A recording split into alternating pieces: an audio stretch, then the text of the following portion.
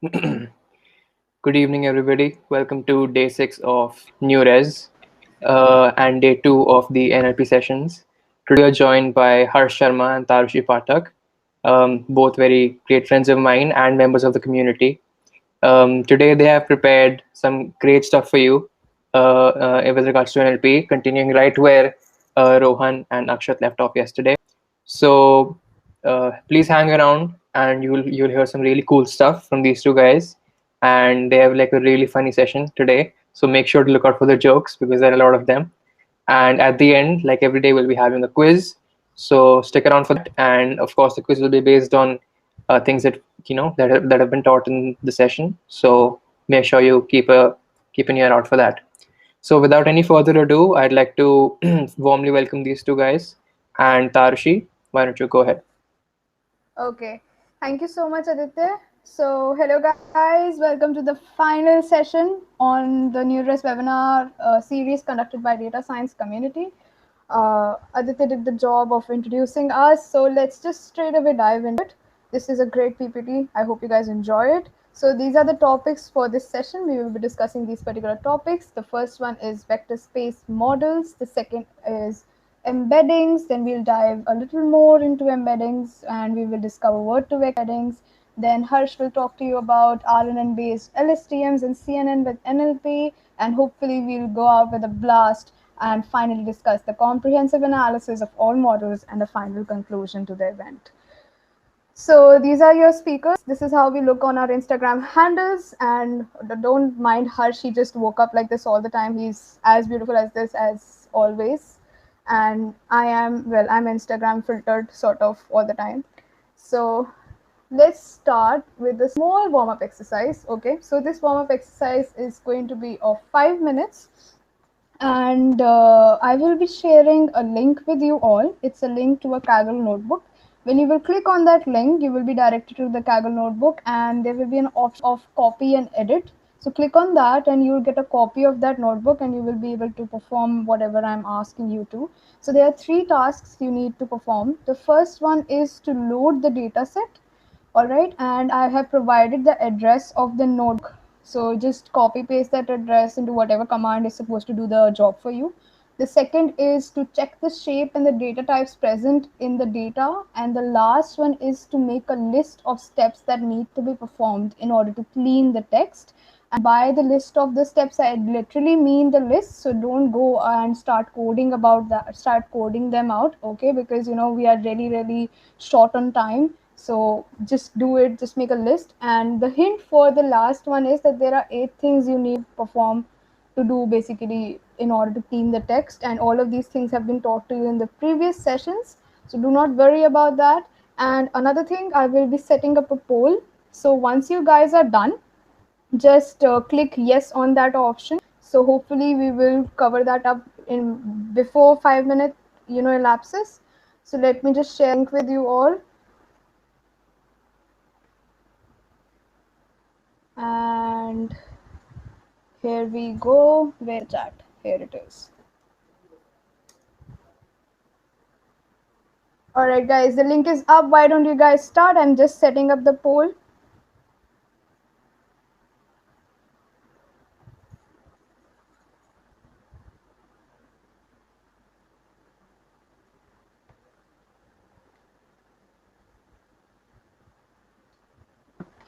And don't worry about the particular tasks not being there, because already they are in the notebook. And make sure once you are done, just do press yes upon it so that we can move ahead from here.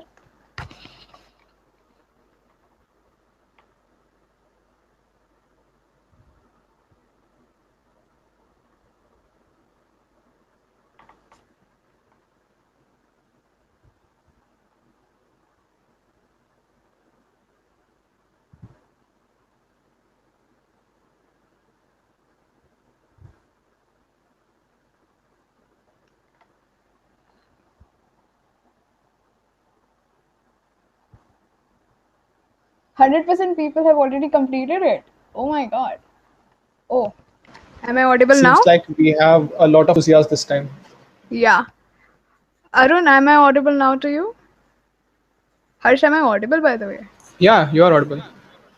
Okay. I think, Arun, you have a network issue probably.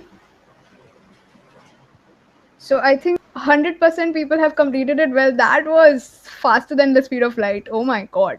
What a session, guys. That's amazing. So I think I'll just discuss the answers with you all. It's a small thing. It's very, very easy. So let us discuss the answers. Okay. So, yeah, let me continue editing. Okay, so basically the address, or I had already given you the address was this. So you just basically had to write pd dot read underscore csv, which is a pandas function to help you with your job. And this will basically, oh, the draft session is starting. Okay, wait, I will have to rerun the notebook. Not an issue, we can skip this because we need the basic functions. Oh, we also need this. Just a second.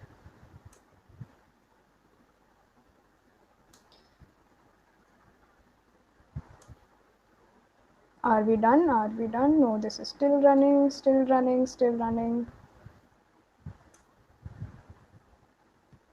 Okay, this is done. We are loading the notebooks as of now, and this is done, and this should be done now. Yes.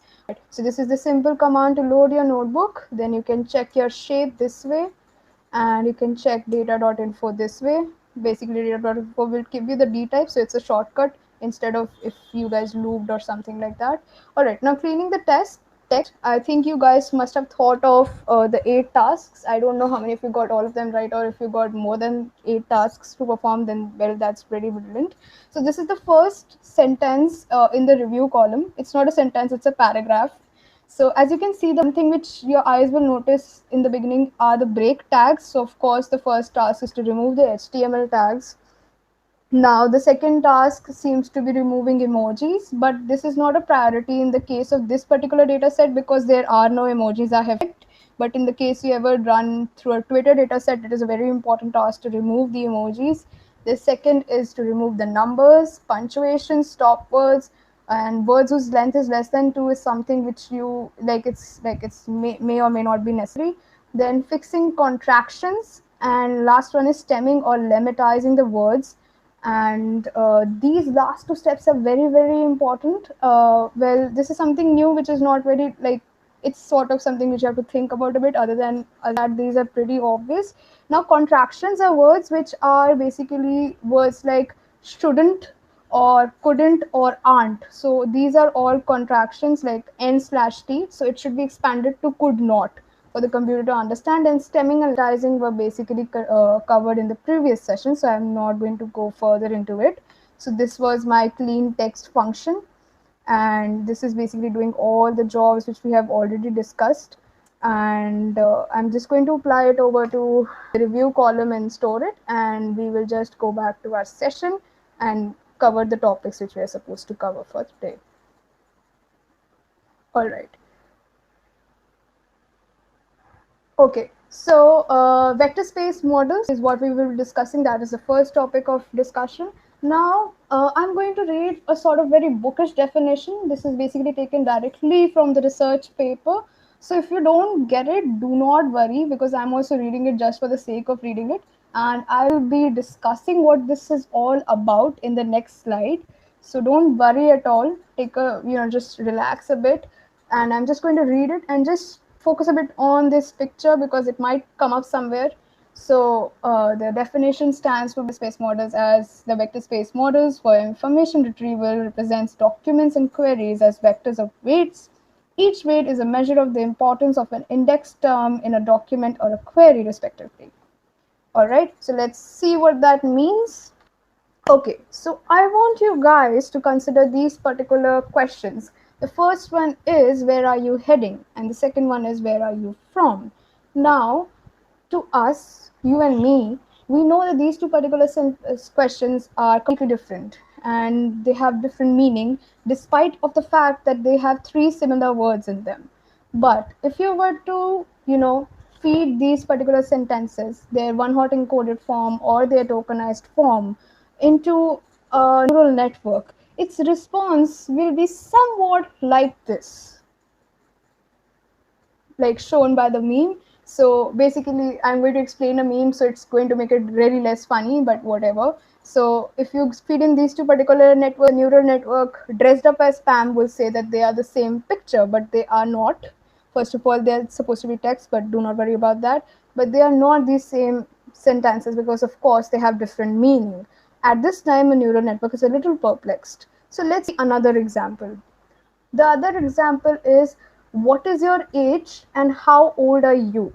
Now, again, you and I both know that these two particular questions have the same meaning. But a neural network, again, trained on one-hot encoding vectors or on tokenized variables, will not be able to identify these relationships. Now, why is that? So, is it because English is a very funny language, or something else? Well, to be honest, it's partially true that English is a very funny language, and it's partially because of that. And it's basically because our languages are very, very complex. For example, if like this is something just stated very commonly by foreigners, when they come to our country and they ask some rickshaw puller or an auto driver, will you go to this particular place? They will go, ha chalenge, na chalenge, or ha chalenge, na chalenge. So it's like, what are you trying to convey? Because the head bobbing goes in the both direction, and it is same for both the words. So it is a little difficult to identify these kind of relationships, even for our human brain. So think about how difficult it is going to be to identify such semantic relationships for a neural network, which meant scientists needed a breakthrough, and it came in the form of embeddings. All right, now embeddings for me are human intuition quantified. All right, so that's just for me. Its intuition came from something very different and something similar to our human intuition, but I generally state them like this. But in general, if you ever cross a research paper, it will not be stated like this. It is just based upon my personal experience that I'm saying it in this manner. So again, I'm going to read a very bookish definition, and then I'm going to explain to you something, and then we are going to crack some small puzzle. Okay, so the definition of embedding goes like this: a word embedding is a learned representation for a text where words that have the same meaning have a similar representation. It is this approach to representing words and documents that may be considered one of the key breakthroughs of deep learning on challenging neural language processing problems. Now, the word embeddings basically came from the speech linguistic theory. Sorry, there's no speech linguistic theory. There's just a linguistic theory which states that the words that have the same meaning have a similar representation. What does that mean? We'll just encounter. Don't worry about it. But I've just told you just so that you know where they actually came from before I start coining them as human intuition quantified. Okay, so we are going to crack a very small puzzle. Okay, now this is a word analogy. For those of you who do not know what a word analogy is, or what basically how this puzzle functions, is that you are given two words which share certain kind of relationship amongst them, and you're given another word and a blank, and you have to fill in the blank with a word which might have the same relationship with the given word as the two words which were given to you, for example, share. All right, so whatever I'm going to say, you will have 5 seconds to solve that, so please be attentive. Okay, so a man, this is your puzzle. A man is to woman is equal to king is to what? And I'm starting my countdown now. 5, 4, 3, 2, 1, 0. And your answer is yes, queen. All right, so yeah, that's queen is the answer, not yes, queen. And I want you to think about how you got towards this. Actually, if you already knew what a word analogy is, how it functions, you might already have the answer in your head the minute I said the basically the puzzle problem or whatever. And when it came to you, it was very natural. It did not come accompanied with any logic, because it came to as something as a common sense. Like, of course, this is common, this is what is going to be. But if you come down to explaining it logically, you will be able to do that, because you know that the relationship shared between those particular two words was that of gender, and that is what you reciprocated with those two particular words. But I just want you guys to take a minute to understand how great your neural networks in your brain are and how great your brain is, that it can understand semantic relationships like this and give you a word based upon its experience of how many years you have lived and how powerful those neurons are. So this is what the scientists quantified this intuition where you got the answer as queen, and in that particular minute, in that particular microsecond, you it just came to you as a common sense. So that is what is something which has been quantified by scientists. Now let's take a look at how they have quantified it. So I'm going to show you something which is very interesting. Alright, this is called an embedding projector. So the scientists basically thought that let's take a vocabulary of words. A vocabulary of words. You all know what a vocabulary is, okay? And let's scatter them around in a 3D space. In a 3D space like this. So all these are words. And the way these words are arranged is how similar they are to each other or they are not to each other, and each word in this particular space has been assigned a vector. Now, a vector has two things, as you all must encounter from your childhood days of 11th and 12th standard: a quantity and a direction. All right. The direction we talked about, they are so basically the direction basically over here is being used that the similar words are close to each other. Let's check that out. Let's type a word. Let's say rain. All right. So can you see that rainfall and rainy? There was a word over here which has been, yeah, this word. This is oh, well, whatever. Rainfall and rain nearly in the same direction. All right, and in the same line is also rainy. Now you can see it. It's coming over here. So this is the direction for the words. Okay, so that's how they are arranged in a 3D web space. You can check this embedding projector out. It's rather cool. You will get a very good idea of embeddings. Now let's talk about the, now we have discussed, basically right now we discussed the direction of the vector. Now we are going to talk about the quantity or the value of the vector. Okay. Let's go back to the PPT and yeah. Okay, so how basically we describe the quantity of this vector? First of all, we will be referring to it as weights from now on. So do make sure that you know what I'm saying. Basically, you are able to get back to it. So basically, each word is now defined by a certain set of characteristics, a certain set of features. So we're using uh, to basically those words have a certain set of features towards themselves. For example, let's take an example. This will help you understand it better. So let's take the example of these words: man, woman, king, queen, apple, and orange. All right, let's just say the feature is gender. Okay, so we assign a number to all these words between the range of -1 to 1, depending upon the relation they show in respect to this particular feature. All right, so excuse me. So a man has a -1 relation and a woman has a 1 relation. So basically, you can see that these two words are similar to each other, but sort of opposite because their quantity is same, but the direction is opposite. Now, same in the case of king and queen, nearly same values but opposite directions. In the case of royal, you can see that man and woman not so royal, king and queen very royal. Then in the case of food, apple and oranges, they are foods, so they have been assigned higher values. But man, woman, king, and queen are not foods, and they have not been assigned those values because this vocabulary and these features were assigned on the vocabulary of a human being and not of a cannibal, who are also human beings, who like to eat human beings. So, yeah, that's why. Okay, so now that we are done with this, let's take a quick hands on session. All right, let me see. This is the notebook. Yeah. Okay. Now we had basically cleaned our text before. So this is our clean text, which is the clean text things are stored over here, and we are going to go ahead with them. Now the next step, of course, in this process is to labeling. Let me have a sip of water. I'm coughing like an old woman. I don't have corona, by the way, just a sore throat. All right, so let's go ahead with this. The next step is, of course, splitting the data set through training and test sets and converting sentences into tokens. Basically we assign each word a number over here, and we reduce it to the maximum length, which we have chosen as 21. Okay, now this is where the embedding layer comes into play. So this is the embedding layer, which has been, we are using the TensorFlow's embedding layer because our tutorials over here are based on TensorFlow.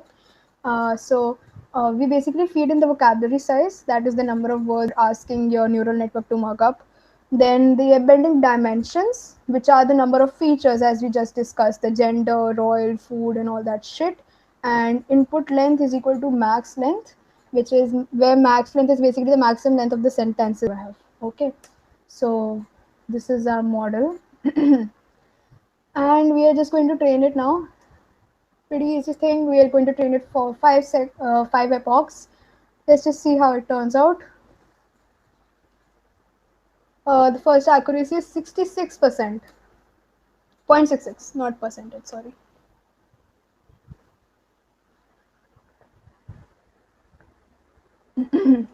Okay, the accuracy has increased quite a lot. And the final one, what do you think it is going to be? Okay, 0.966. That's cool.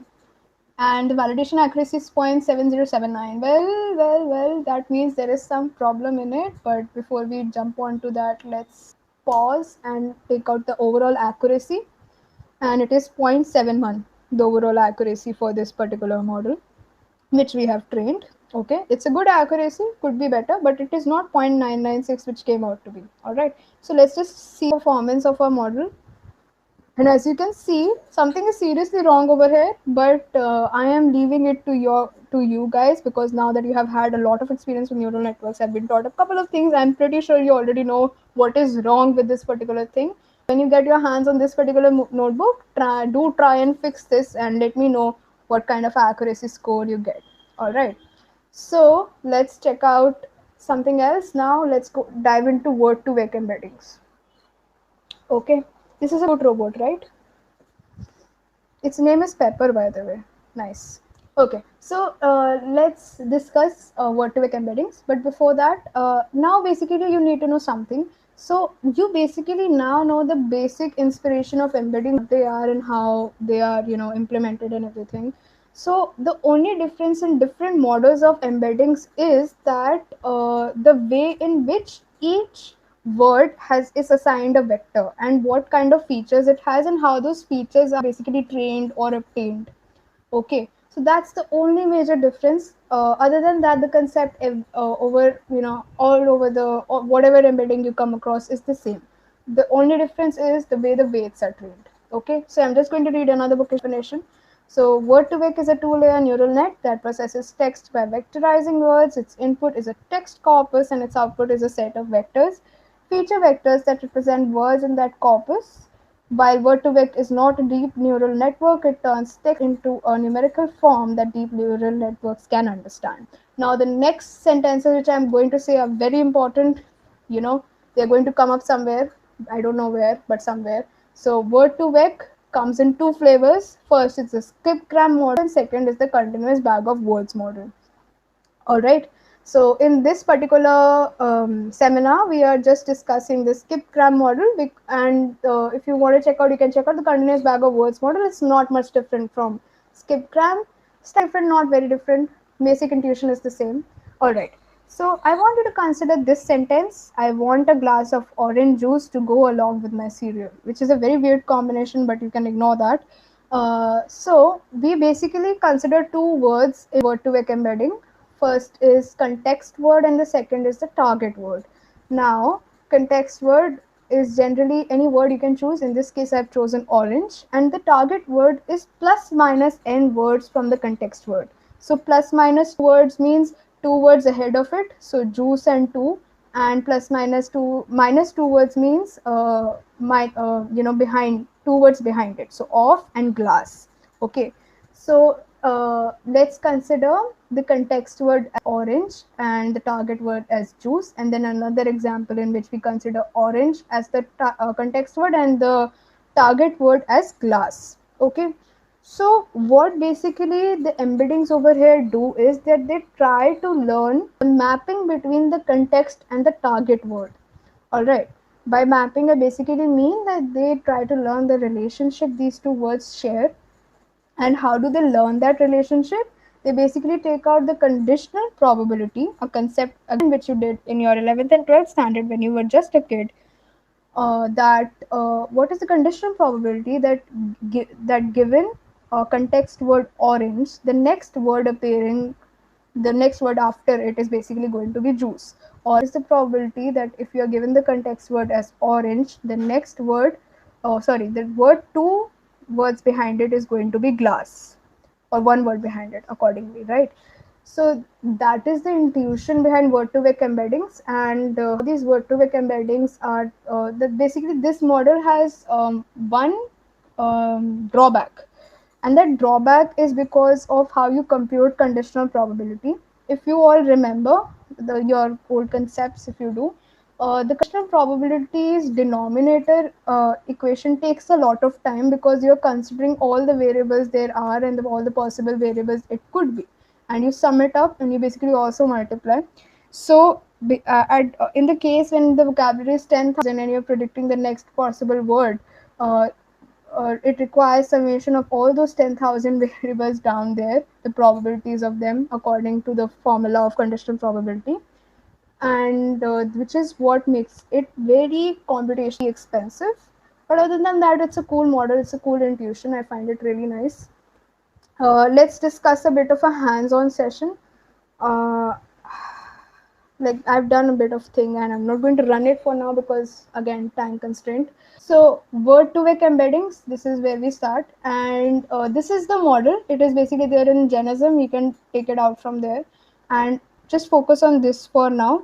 All right. So this is how you call it, and this sentences are basically all the reviews you have, and you break down into unique words which are there present in the review, and this is going to make up your vocabulary, all right, of the word to vec model. Then workers is equal to number of workers. This basically, see, what happens when you deal with word to vec model is that it is using the concept of parallel computing, and by parallel computing I mean multiple tasks are happening at the same time, all right, and these tasks are, which in this case are, this task in this case is that you're converting a word into a vector. So at time there are four computations can happen, simultaneously. And then again, feature size is equal to number of features, which is basically how many we discussed this, gender, food, stuff like that, those features. Then minimum word count, that is at one time how many words are going to go up at that one particular thread. Okay, so for example, if you say that the minimum word count is equal to 1, so and you have set the number of workers as 4, so that means that at one time 4 words will be converted into a vector. And if you have considered, if you have taken 2 words at a time, then 8 words will be converted into vectors. Okay, so the next thing is window equal to context. Here context is 10, and by context we mean that how many words which are we going to consider plus minus ahead of the context word, and like 10 words ahead and 10 words behind, that is what it is. So once you train this thing, it takes some time, it gets trained, it gets happy, and then you can see the vocabulary of the words, and there are a lot of words, and this is basically showing all the words over here. But the reason these words are present in this vocabulary is that they have been converted into vectors. All right, so I'm going to scroll down because there are a lot of vectors, and this is what an embedding vector actually looks like. Okay, so this is an embedding vector for the word one, and you can see these are all the values for the word one. You must be, if you recall, I told you that the numbers are between -1 to 1, and in this case they are, as you can see, there is an exponential factor. So they are between -1 to 1, and we feed it around 300 features to this particular vocabulary. So this has 300 features, I guess, because it has 4 columns. I'm guessing it is going to have 75 rows, but of course I'm not going to count that. So this is how a vector looks like, and then there are some added features of this particular model. You can see the most similar words, so to a particular word. So if you check out the most similar word for OK, You can see there are words like semantically, RE, incarnation, and you must be thinking, how are these words related to OK? But the thing about this is that, as you know, it has been trained upon the conditional probability of a particular set of sentences. So sentences also introduce a bias in this way, so it may not be similar to how you are thinking about the word. All right. Again, I did the same thing for films, and I think plot is the most similar word to my vocabulary, which is like, okay, this is something I can relate and I find synonymous to it. Okay, so this is how basically you convert each word to a vector using the word to vec thing. Now, if you have to make an embedding layer out of it, there are two functions which I have included, and I'm just going to tell you the logic behind these two functions. And please listen carefully, because this will come up somewhere. I'm not going to tell you where, but I'm giving really good hints, so you guys will figure out. So this movie was okay. So this is how basically it happens, that you take a sentence and you take all the words in that particular sentence, and you add up the vectors of each of these words and you divide by the total number of words there are in that sentence. Okay, that will give you the vector representation of a sentence. Okay, so let's see. So if the word the is represented as this vector, and the word movie is represented by this vector, and the sentence is just the movie, okay, and it's there's nothing else. So if you simply add this up, it is going to be 0. 0.3, 0.653, 1.03, and 0. 0.9, and then you have to divide that gained matrix by 2, because there are two words. Okay, and then, and basically I did it for the whole sentence, so you get this particular matrix. Yeah, matrix. So you get this particular matrix after, of course, dividing it by the total number of words, and you feed it into embedding matrix, which is something different. And the embedding matrix will be equal to the length of the total number of the total number of sentences you have in the data set.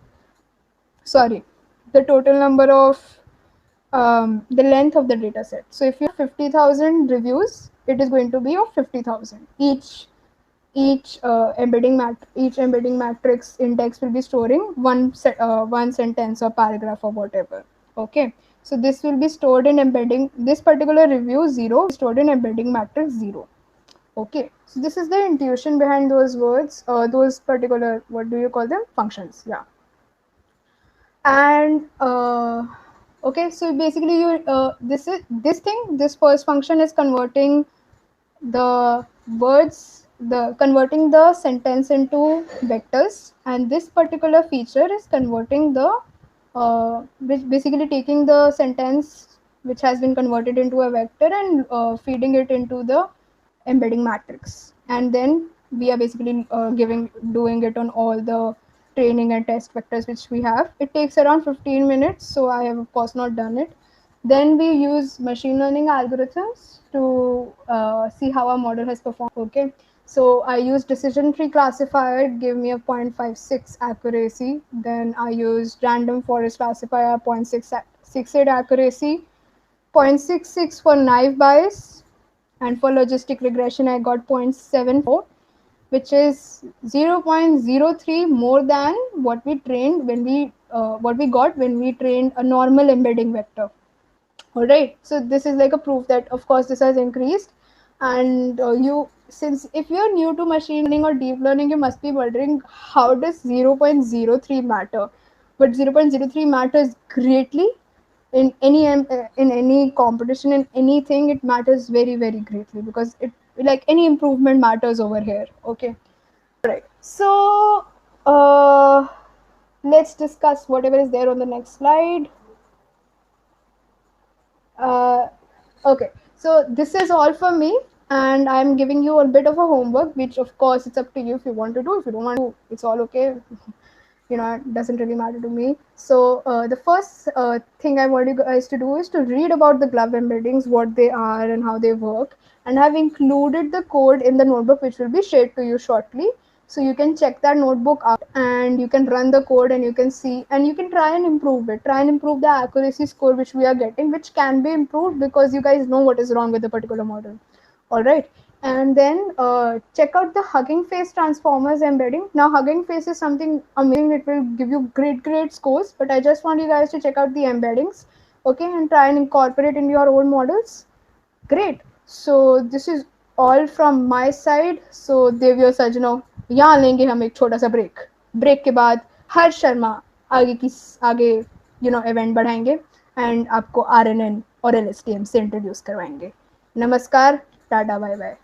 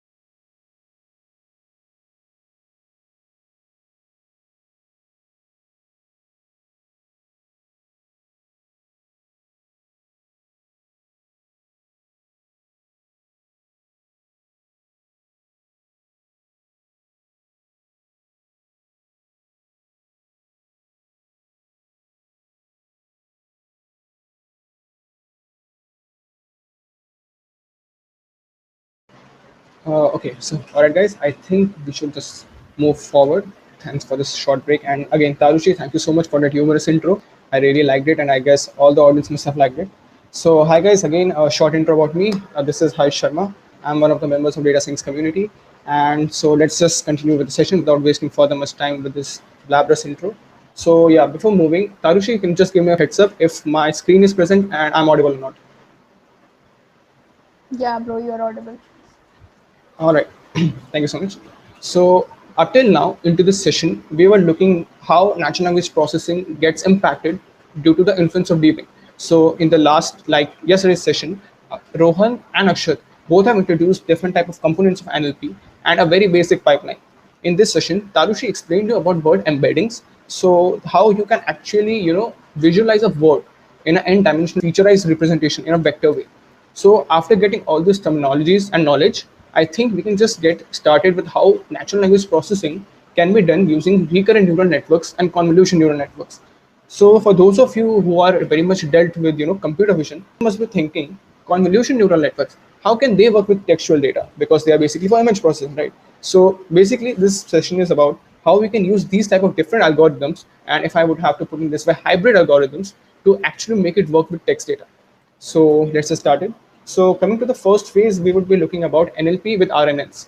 RNNs stand for recurrent neural networks. So what are they about? So basically, recurrent neural networks are very important variant when it comes to its sequence modeling. And because of their standard feature, they are very much used in natural language processing.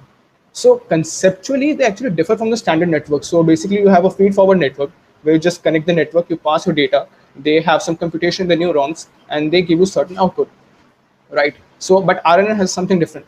So it has something called a repeating unit. That's why it is named as a recurrent neural network, because at each timestamp, it would actually repeat something.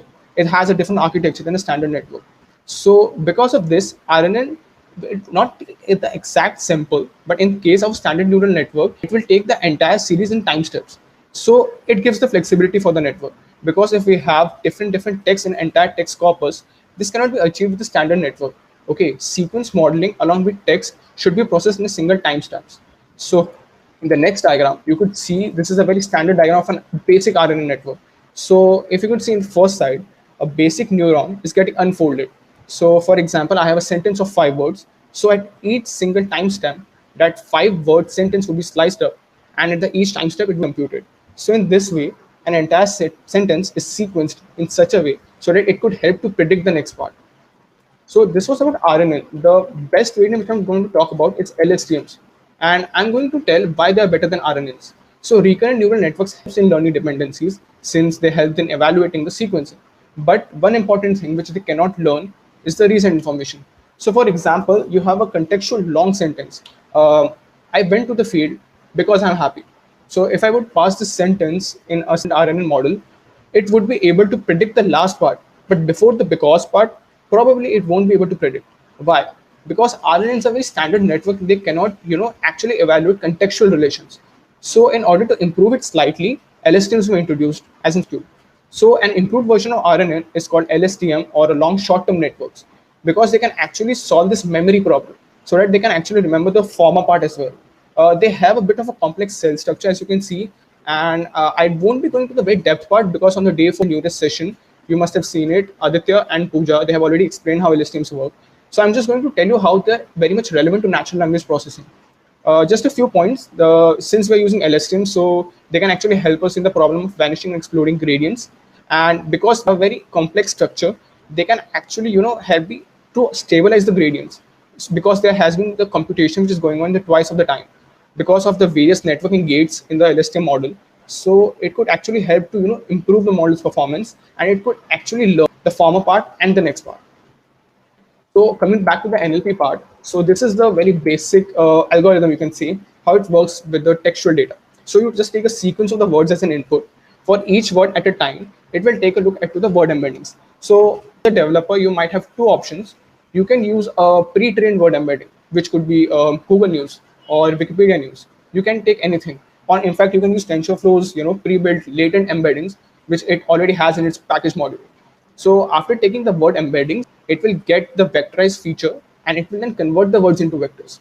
So then next, for the every next step, we will choose the information from the previous state. And since we are using LSTM specifically, and LSTM has the ability to forget certain things and to remember certain things. So this way, our model will know which part of the sentence is relevant for predicting the next sentence and which part is not at all relevant. So we can just discard it or forget it. Next, this important information is stored in the new state, which is called cell state. And the role of the cells would be to bring the information from the past, because it is remembering it. RNNs couldn't properly remember it for the very much long contextual information, but thanks to LSTM, now we have this ability. So for the next iteration steps, we have the hidden state as well, which will take the information from the cell state to decide what output we will get in the next word in the every iteration. So this is how LSTMs actually work with NLP. You might have heard that LSTMs work with time series analysis, because again, there's the sequence modeling problem. You take a series of bunch of data from data frame, and you can just perform a time series analysis. Practical example would be stock market forecasting. But yes, also with the text corpus, we can actually process it thanks to TensorFlow's ability and the LSTM architecture. So the next part would be the bidirectional LSTM. So since you can screen right now that Tom is in a bit of worry. Why? So there's a very specific message in this. If you could see his direction, why he's moving the forward and backward. So the answer is bidirectional. So a standard LSTM can only work in one forward way computation, but it can help sort for the contextual relations. But we do have an extra ability to train our LSTM model in the backward direction as well. And that is where bidirectional system is introduced. So it is an extension to the traditional LSTM, so it can improve the model performance, of course, because we have a forward pass and backward pass while computing the layers. So we know that yes, it can learn in a very further good way. So at all the timestamps, input sequence is available, And bidirectional LSTMs are trained in 2 times. So there's a forward time and a backward time. So in both of these things, the forward pass and the backward pass would help learn the sequence in a much better way as compared to a standard LSTM. So again, the first thing is to input sequence, and the second is the reverse copy of the input sequence. So this provides the additional part, which is not possible in the standard LSTM. So that is why forward and backward pass is really important, and that is why I have just visualized it via Tom walking right over here on your screens right now. And this is for providing the sequence bidirectionally. Because of this bidirectional LSTMs, it not just have a very greater impact in the NLP, but also with speech recognition, which you are free to explore, because it helps to somewhat explore contextual relations in a very good way as compared to standard LSTMs. So up to here, we have discussed about NLP using LSTMs. Now what I would like to explain you about is convolution networks. So the guys who might have been thinking that convolution networks is just for image processing, then why on text? So this is something which is called convolutional one dimension. So as I've written over here, that CNNs are often used for image processing, but conv one dimension architecture is proven slightly useful in NLP problems. But actually, let me tell you, not only on the text part, it also helps in the audio recognition part as well. You are really free to explore it because it is something really interesting. So the name itself, convolution one dimension, helps to extract the features from just a one-dimensional plane. So in our case, natural language processing, text would be, just you can visualize it on the one dimension. So we can extract the features from it. So how it works? So again, there's a very basic pipeline that I have mentioned over here. So it will extract the words using word embeddings again, and it will concatenate the batches into matrices in order to perform computation. Then by putting the matrices into similar network hidden layer, we use filters. So just like in image processing, you take a filter size, stride, and also the max pooling, so that you can take the maximum of whatever the computation has been achieved while processing and while performing the convolutional formula. So we are using filters instead of weight biasings. Then each filter will represent a word category. So just like word embeddings have a featureized categories, in this way each filter will represent a certain word category. So after the layer, each matrix will have a score. So after performing one computation, it will have one categorized score, and then out of all the highest scores, we are going to take the max score achieved, and that would be useful by predicting the next part. And again, since could be a multi-class classification, so we can take softmax function, because softmax activation function could help to perform multi-class classification, as it is the very basis of supervised learning. So let me just tell you what I've just blabbered all about. So in the following images, you can see in the first image at the upper part, you can see there's a sentence called the good movie. Using CNN's one dimension feature, we are actually looking about how it is convolutionizing. I'm sorry, I'm just making this word. I think you must be understanding this. So a basic filter is performing a convolutional matrix multiplication over here. And after what we can see in the next part, that it is just taking a convolutional feature and a max pooling. So getting the entire matrix, we have over here like 0.8, if I'm not wrong. Yes, 0.8. So 0.8 was the maximum value. So again, the pooling part, which is pooling, it will take the 0.8, and this weighted word would indicate that this word in the entire sentence has some importance, has some relevance. So it will take that word as in the weighted part. So in this way, convolution one dimension can also help to understand the very important words in the entire text.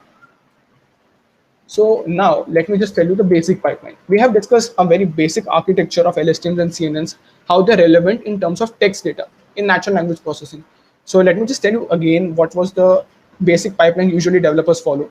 Again, you are free to do anything you want, because natural language processing is a very vast field, but this is something which is very common when you perform the natural language processing task. So how do we build a neural network? So in order to build this network, we are going to perform a multi-class classification for a hands-on session. So we first take the raw data, obviously the very first part, and we do the pre-processing and along with its labels. Then we split it into two sets, training part and the testing part. Because of TensorFlow, we have the ability to tokenize it, that is splitting of the words. Then we take those words and their unique numbers and convert it into sequences, so that numbers could be placed in an entire sequence. And since computers knows the number, so that numbers can be used to map into what target value. So this is how the computation works. So after the tokenizing into sequences, we have padding. So padding is something which we can say in order to perform uniformity for an entire sequence, so that all the sequences are in an equal proportion, we use padding function. Then next, we will be using a label tokenizer, so that all the textual targets, they would be converted into certain numbers, so that we could map it to the input sequences. And then after we have computed everything, we can check out the hyperparameters to improve our model performance slightly much better. So next, now I have just given you an idea how the entire thing works. So now I'm going to give you one last thing, that how the internal model could be much more modified. So again, this is something which is very common to the standard NLP architecture. So first we'll be having an embedding layer. Just like Tarushi explained, embedding helps to extract the vectorized word representation in the vectored format. So we have the vectored feature value. So we have an embedding layer. It will turn the text, the word, then it will just convert it into a vectorized feature. That vector will allow us to get trained into the element after training, obviously with the similar features. Next, with the standard neural network. For NLP-based neural network, we can take anything which is relevant to the text data. But for this session, I'm going to use LSTM, CNN, and a hybrid model. And again, the last is dense layer. Dense layer is something which is obviously very common since it is a multi-class classification. So I would be using a dense layer, and I would be taking the number of neurons equal to total number of classes, and a softmax function again because it is a multi-class classification task.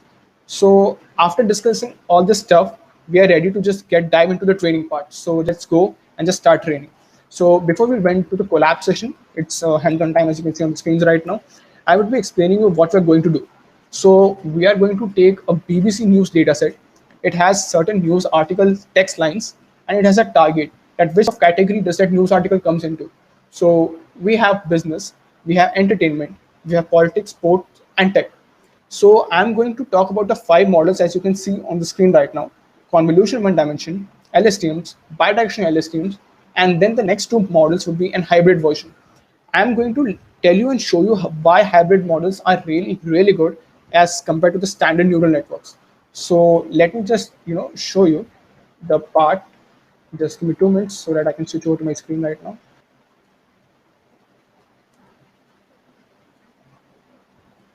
All right. Tarushi, sorry for disturbing you again. Just let me know, give me a heads up if my collab is visible. Yeah, go ahead. Okay, thanks Aditya. So guys, we're on the collab hands-on session right now. So I'm just going to tell you about what all I have written and I've mentioned over here.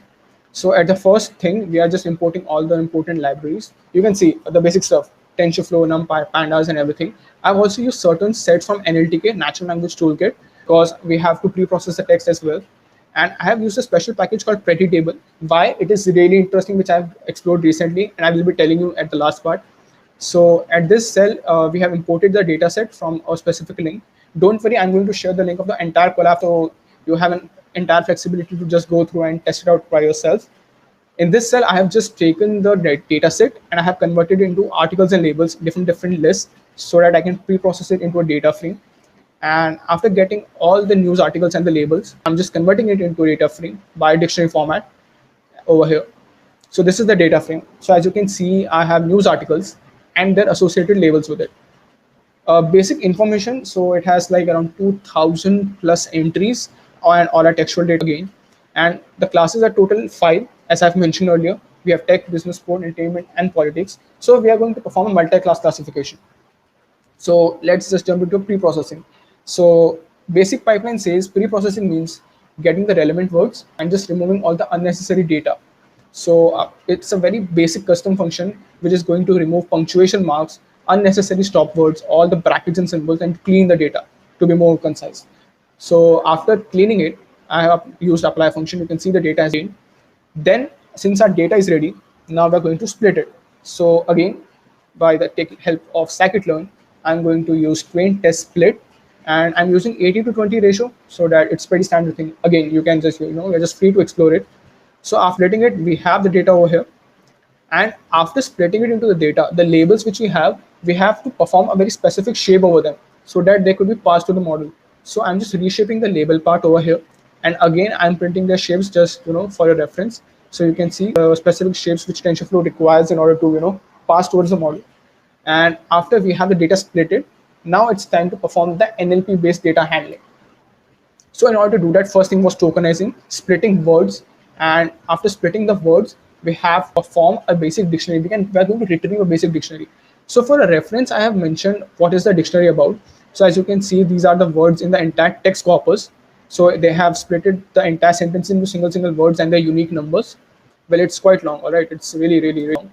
So you can see over here. And after just splitting the sentence into single words, we are going to just convert them into sequences, so that if I say I am a boy, 1 2 3 4, so 1 2 3 and 4, that would be a sequence. Could be in a random order, so it depends on what random integer it has been assigned on.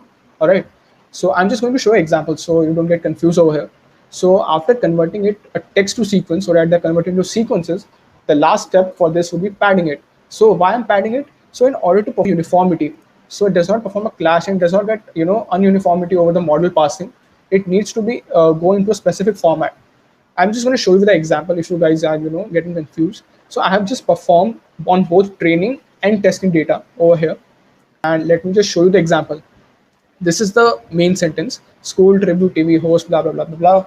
And the next part is the text to sequence. So 406 would be school, 1949 would be tribute, and so on. All the numbers are mapped to those specific texts, and this would be the padded part. So I have padded it with 0, performing a post padding over here. You can also do a pre-padding. This is something which I think you might be knowing about. I have performed the post padding. It totally depends on you. So after padding it, our entire data corpus, it has been performed in uniform sequences. And since we have those sequences, I'm just going to print a shape also for the tensors to so you can see 200 and 200. So this defines that we have the data ready with the equal amount of shape and it's ready to pass to model. Input data is ready. Now let's deal with the out data. So I'm using one hot encoder over here. One hot encoder, for those of you who don't know, helps to encode the target textual variables or categorical variables. So I'm just going to convert 5 categories. So it could be 0, 1, 2, 3, 4, or 1, 2, 3, 4, 5. And labels would be encoded exactly, the training labels and testing labels.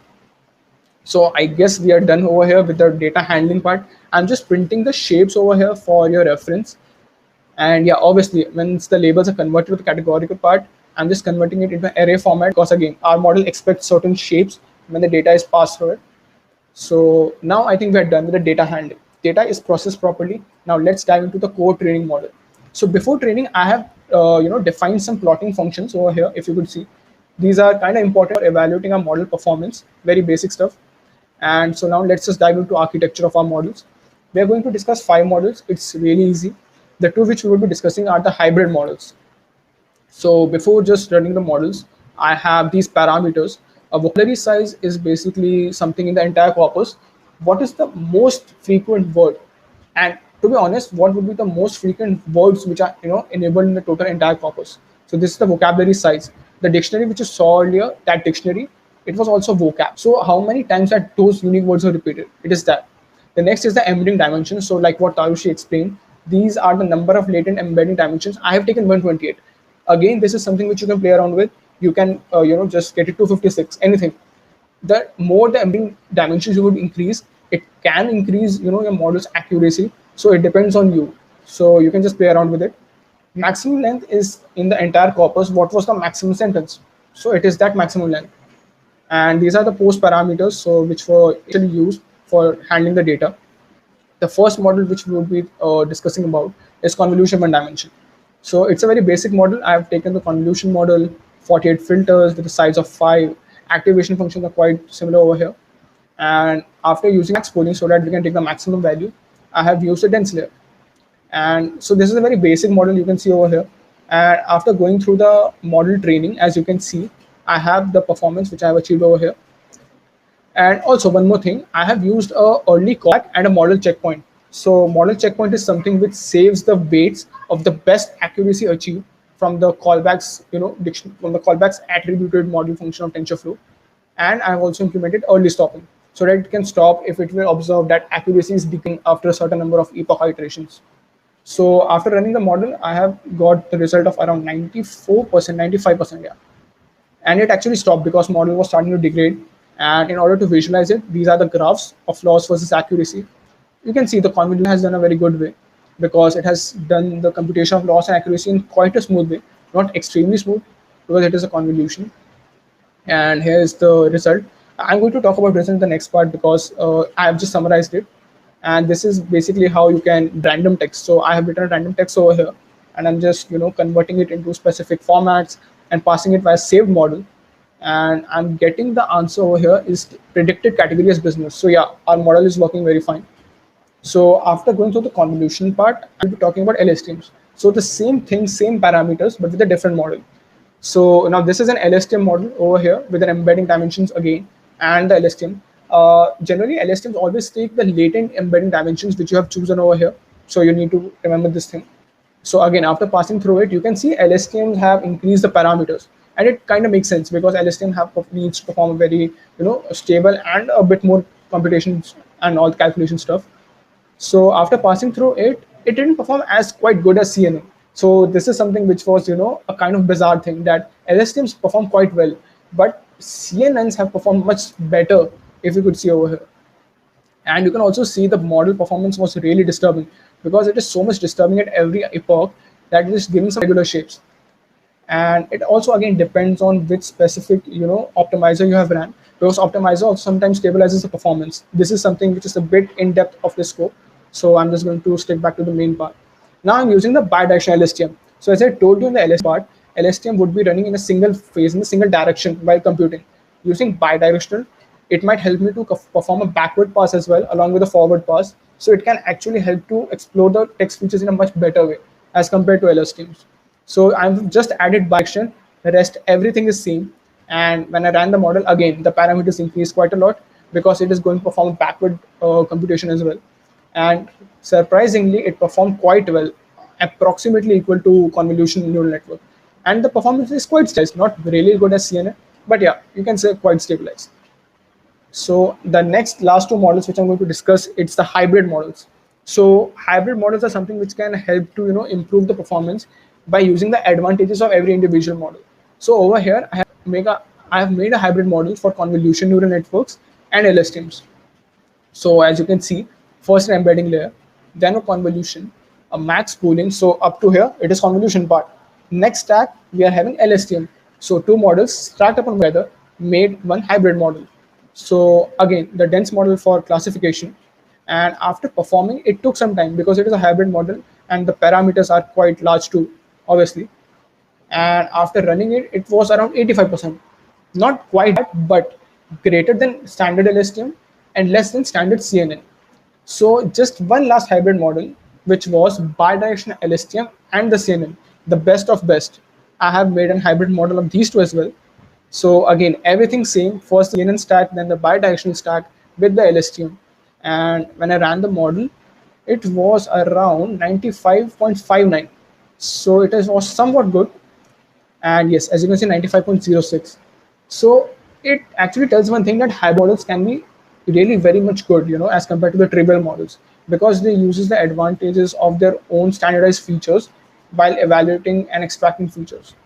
So since we're done with the model training, it's time to sum up what was the main evaluation criteria, that which model performed the best. So I have made a standard function in the previous part, if you could remember, and these are the values.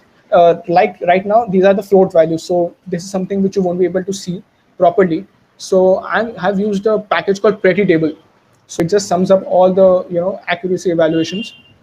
So as you can see over here, the best one was, yes, the hybrid model. CNN one dimension plus bidirectional LSTM. It performed the best.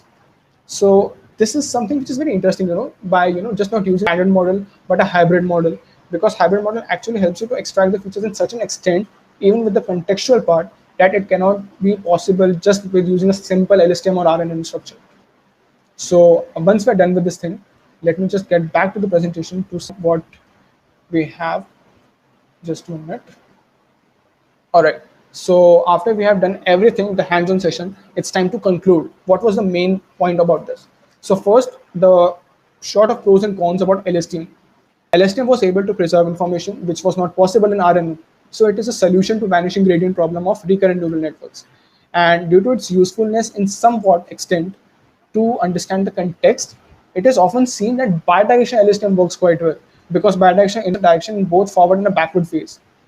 But it also has some cons, because LSTMs do not solve parallelization problem. So you cannot compute everything within the same time. The time will be definitely increased, because hidden and cell state has to be computed in a sequence way. And before the state can be computed, so it takes a longer time. But yes, of course, the memories can actually help to improve the performance, but at the sake of a longer time duration. And also RNN and LSTM, they just go from one left to right direction. So again, normal LSTMs won't work. The only reason why LSTMs are quite useful if we can use it with bidirectional LSTM. Standard LSTMs again won't be able to extract the features in that much of an extent. So coming back to the pros and cons of CNN. So if we talk about a convolution neural network, so it had a really good, as you can see, just a single model without the hybrid version was able to get 95%, which was not at all possible with LSTM.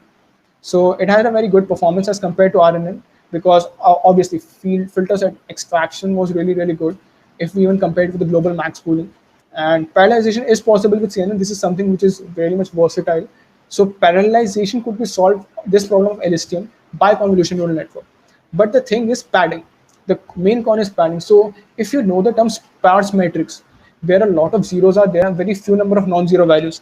So this is something which is a bit of concern because sparsity of a matrix can sometimes lead to some sort of degrading in the performance of the model while computing. Because if there would be a lot of zeros, a model won't be able to predict the important extracted features. And also, the CNN models might be able to pick a few words, but not full-fledged contextual words. A very heavy 3-line long sentence, that context would be able to recognize by single-handed CNN. So you might need to use a very heavy structure like encoder decode sequence-to-sequence model, which is something which is already explained in the day 4 by Aditya and Pooja. And so the final tip. So this is something where we are totally concluding ourselves. This is something which you can totally explore by yourself. So first we have that NLP has a lot of applications on, right? That's why I've introduced hybrid model.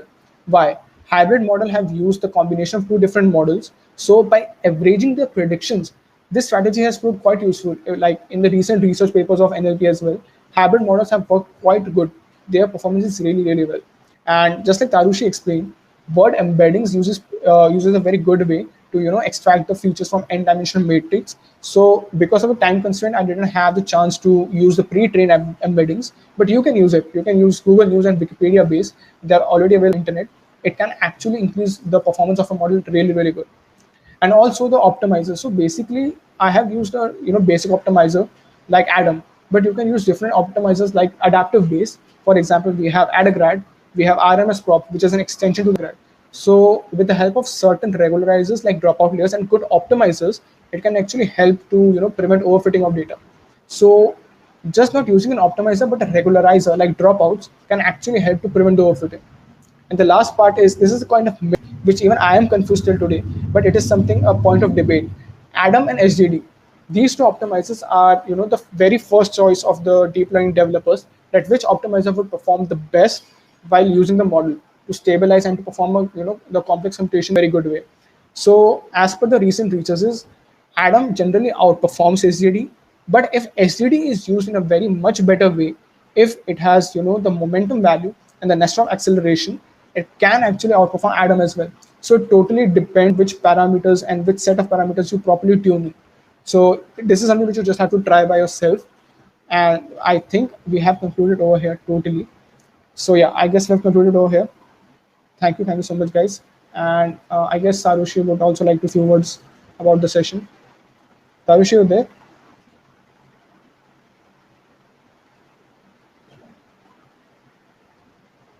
All right. I guess she's not there right now.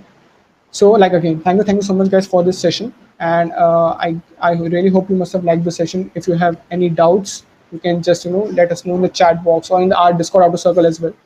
And you just need to wait 5 more minutes. We're going to organize a quiz session in a very short time.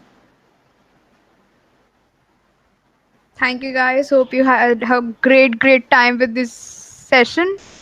And please enjoy yourself and have a great weekend, which is coming soon, hopefully.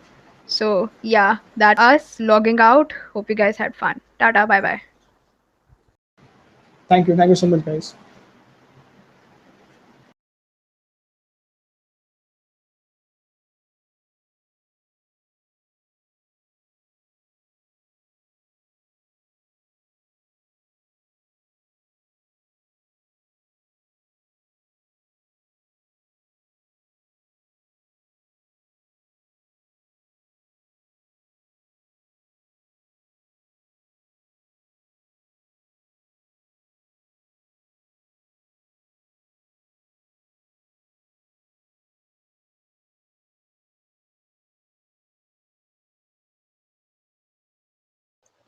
Guys will be posting the quiz link very soon. In fact, right now on the NeuRes channel as usual, and the quiz will be started at 45 exactly 6:45. And it'll be on only for 45 minutes, so make sure to be quick. All the best.